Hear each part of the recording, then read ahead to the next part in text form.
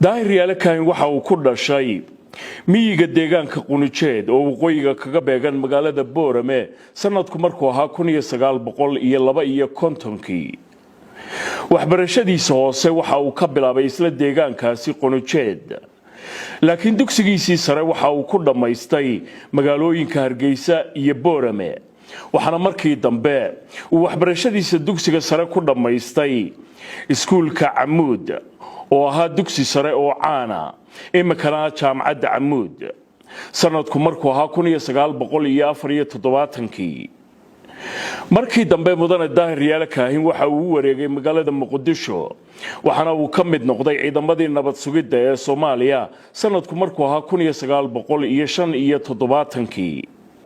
daahir yaale kaahin oo darajada gaashaanle sare ka gaadhay ciidamadii nabad sugidda ee dawladii Soomaaliya intii u dhaxaysay sanadadii 1975 ilaa 1990 markii ay burburtay dawladii Soomaaliya waxa uu ka soo shaqeeyay magaalooyinka Hargeysa, Berbera, Laascaanood, Burco iyo safaaradii Soomaaliya ay ku lahayd Djibouti.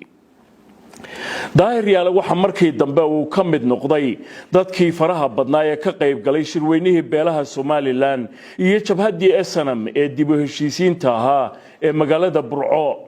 shirkaasi oo lagaga dhawaaqay markii dambe madax banaanida Somaliland 18 May sanadkii 1991